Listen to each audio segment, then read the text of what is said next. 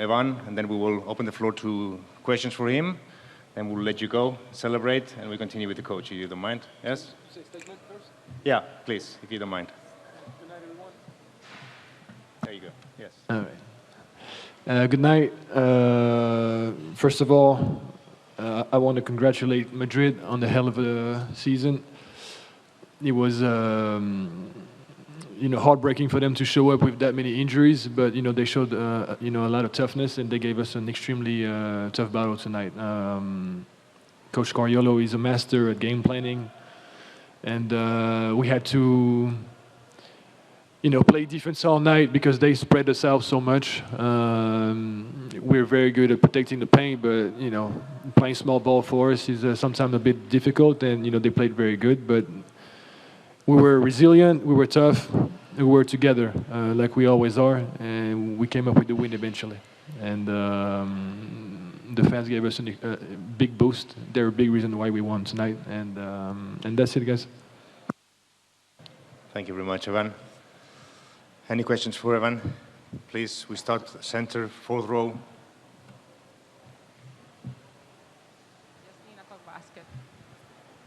First of all, congrats on the win and on MVP award. You mentioned the fans. Can you sing your favorite song to the fans? I don't speak Greek, so I can't sing it. But my favorite is the one where they start slow. They're all sitting down, and all of a sudden they start jumping, and whatever the name is my favorite. Thank you. Next question, first row, please, here. Hi, Ivan. Congrats on a win and on an amazing performance. I wanted to ask you about the mental aspect of this game, because at the end of the day, you faced a team that maybe the fact that they were missing players made them a hell of a lot more dangerous. But they opened stronger. They led throughout the game. Then you managed to take the lead, and all of a sudden, they managed to have this kind of last comeback attempt, which you survived. So if you can please address that. I think that they started the game and they played harder than us. They set the tone. They knew they had less weapon than usual, so they knew they had to play differently. And those kind of games, first of all, they were extremely prepared. On every play they were doing something different defensively. But those games, you kind of flip a coin, and you never know what's going to happen. They started hot, making shots. Spread this out, they get the lead, and now all of a sudden, you look around and we have the pressure. So we had to overcome that, and they gave us a hell of a challenge. When you start well, you start making shots, everybody feels good, everybody plays with confidence. It's very hard to break that, and they did a hell of a job. Thank you. More questions. First row, please. Remember to say your name and name of the media, please. Hi, Evan. Raphaël Abrach of EuroLeague France. Bravo, Evan, ça fait vraiment plaisir pour toi. I will ask in English. Does the loss against Monaco last season makes this win, this title, even more enjoyable, even more nice for you? No, because the pain of the past doesn't go away all of a sudden, and the pain of last year is still the pain of last year. But overall, I'm not someone that thrives on pain and negativity. Ever since I've been a kid, I've always been driven by love, driven by ambition and positivity. I don't really look at, like, for example, people saying bad stuff about me. That doesn't give me extra motivation. I get the motivation from people pushing me with love. And that's why I think I have such a good connection with this team, because it's not just me, it's the whole team like this. We are driven by love and by ambition and by positivity. We don't focus on negativity as a team. More questions. Center, please. Third row. Hi, congratulations to both. Nikos Fallias from Pρωταθλητής newspaper. Evan, we saw you celebrating like never before. So after a few years here in Olympiacos, will you feel more, at the end of your career, more French, more Algerian, or more Greek from Piraeus? I'm French, brother. I'm half French, half Algerian forever. But Greece has become a second home for me. I can't even lie. When I signed here, I've never went to Greece before. But the way this organization, this team, this fan base has embraced me, it's impossible not to feel like it's my home. You know, I've been here for 2 years. I have 2 more years in my contract, so that'll be 4 years. The only place I stayed longer was Orlando, where I stayed 7 years. And who knows, maybe I'll end up staying, you know, more years in Paris than Orlando. We'll see. But I definitely want to finish my career here. Second row, please. Congratulations, Yannis Lambiris from newspaper Tanea. Could you tell us what happened with your beard in a few days, if you have any news? And if you remember last year in Abu Dhabi, and now is the motion of only sports can do. Last year and this year, your feelings? Yeah, that's the beauty of sports. You know, you go through highs and lows. You go through a long season. And I think, you know, the bigger, you know, at the beginning of the season, I said, the bigger the challenge, the bigger the reward. You know, Final Four being in Oaxaca was a big challenge. And we achieved it. You know, we achieved it. We finished first again. That shows consistency. And about my beard, I don't know. I got to talk to my barber. But, you know, that I might have to step back on that. Please, yeah, at the back, center. Evan, congratulations. Dimitris Koimtidis from 307 International. In 2010, you watched Olympiacos in the final of the EuroLeague in Paris, lose to Barcelona. You said you fell in love with the fans. In 2022, you said if you were ever to come back from the NBA, very successful career in the NBA, you'd only play for Olympiacos. Happened in 2024. Obviously, last year, heartbreak in Monaco, but you won the Greek League finals, fantastic performance, and now you've won the EuroLeague. What's next? What's the motivation? How are you going to carry on? And next is the Greek League final, brother. The Greens are waiting.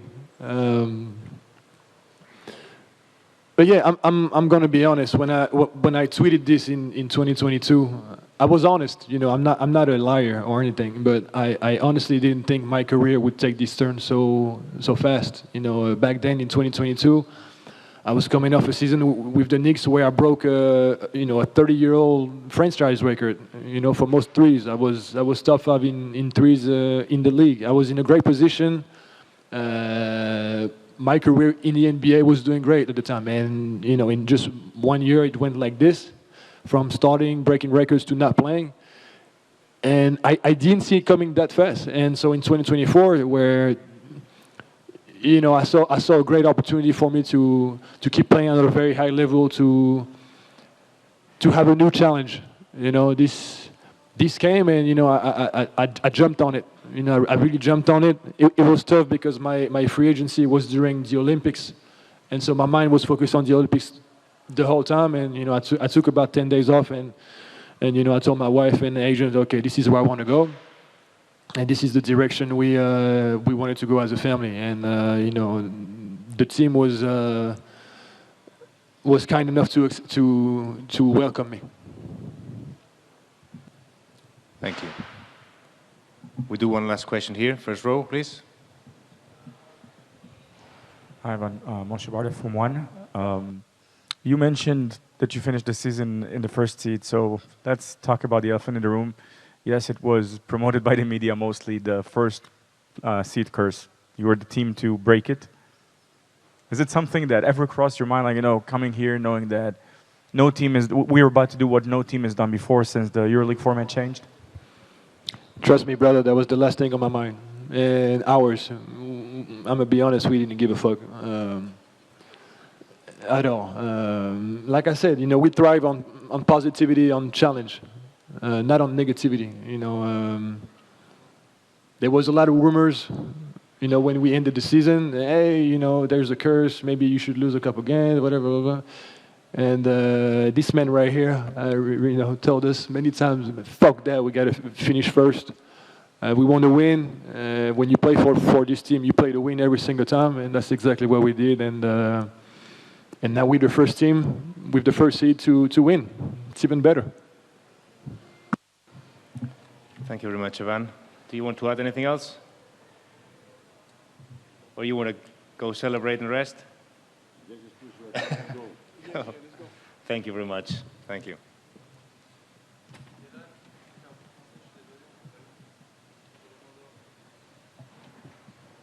Continue the press conference with head coach Yorgos Bartzokas. So, Coach, do you want to?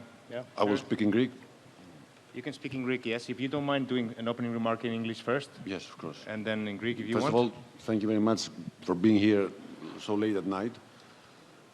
Please allow me not to spend more time here for you because our whole team is waiting to celebrate with our fans in Piraeus, and we want to leave that. We don't want to let them stay, waiting so much.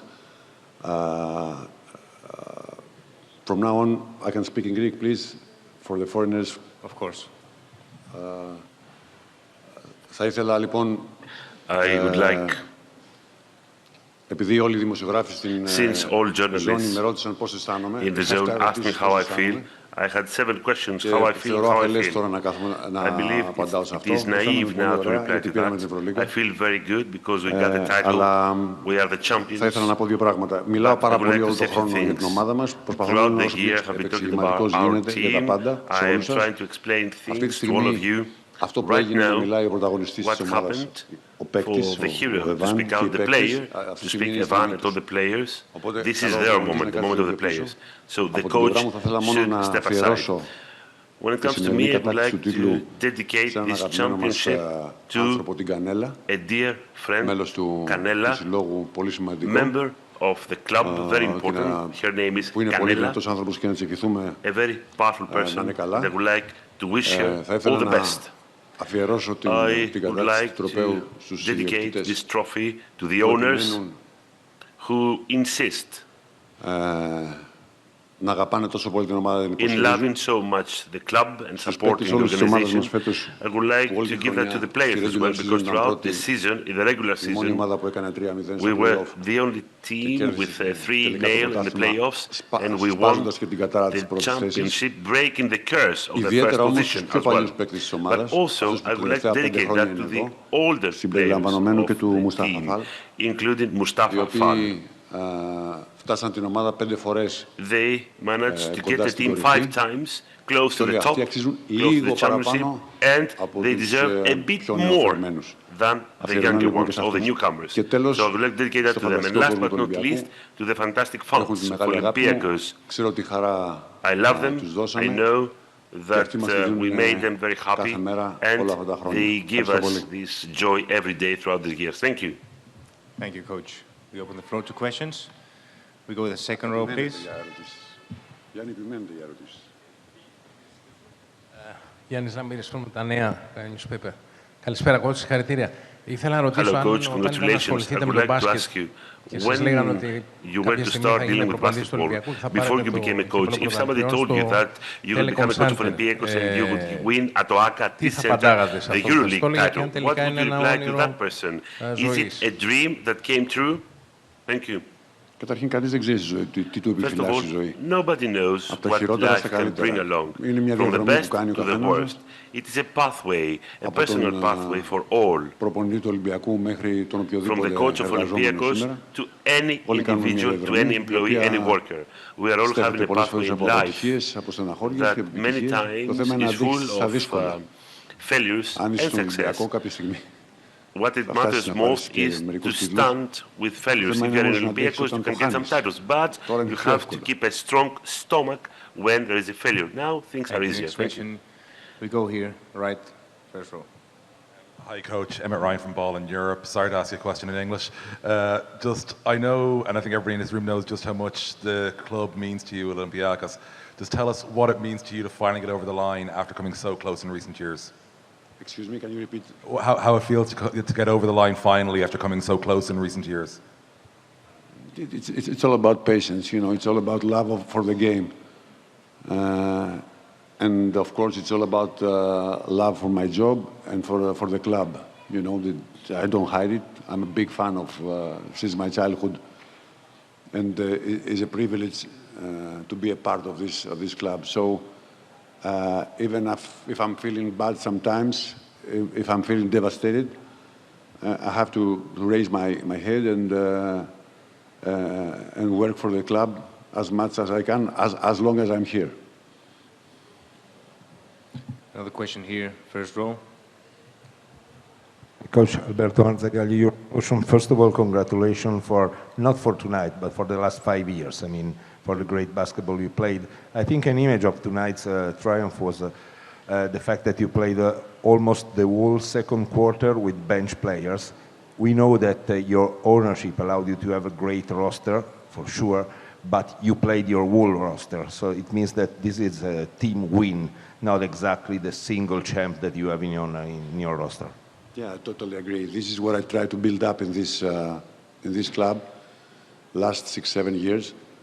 That now I had, of course, more weapons because, for instance, Tyreek Jones played the last quarter only, and he was very important to play the game. Whoever played today, he was important, no matter if he played well or not. The contribution of each one here in our team was huge during the season because if you want to win a trophy, it's not only the last game. Of course, the last game is important. It's how you going there, and everybody contribute big time during the season. So I'm really grateful. That's why I say I'm really grateful to the players, to everybody in the club. They all deserve this trophy. Two questions on the left side. Second row first, then we go to the third. Alexander Somol from Παραπολιτικά and IFMedia.gr. Coach, αφού σου πω πρώτα ότι δεν έχω δει τόσο πολύ κόσμο από δημοσιογράφους, φιλάθλους να χαίρονται για την επιτυχία ενός ανθρώπου, γιατί πολλοί σήμερα χάρηκαν για τον άνθρωπο Μπαρτζόκα, όχι τόσο τον προπονητή. Θα σου πω κάτι άλλο, δεν θα σου πω τίποτα για τη σημερινή βραδιά. Θα σε ρωτήσω όμως για τις μοναχικές στιγμές αυτές της πενταετίας, όταν μετά από αποτυχίες, μετά από δύσκολες στιγμές, έμπαινε στο γραφείο δύο ανθρώπων, των αδελφών Αγγελόπουλων, και εισέπρατες εμπιστοσύνη και σε αυτή την πολυτέλεια που πολλοί συναδελφοί σου δεν την έχουν.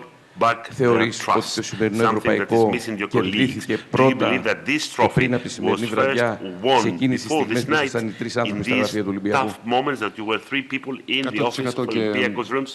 όχι μόνο αυτό και στην προηγούμενη θητεία μου στον Ολυμπιακό που υπήρξε και επίσης μια κατάκτηση Ευρωλίγκας, αλλά υπήρχαν και δύσκολες στιγμές σε ένα άλλο καθεστώς στο ελληνικό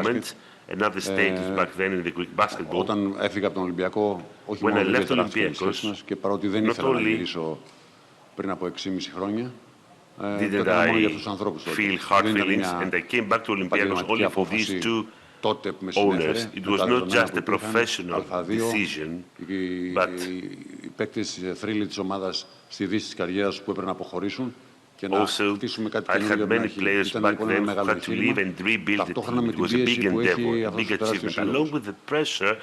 Οπότε λοιπόν η σχέση μου μαζί τους, ανεξάρτητα αν θα είναι ή δεν είμαι στον Ολυμπιακό, regardless of whether I am in Olympiacos or not, is one of huge respect, absolute respect. They are the president and I am the coach, but they deserve it fully. Thank you, I appreciate it. Coach, thank you very much. Thank you everybody.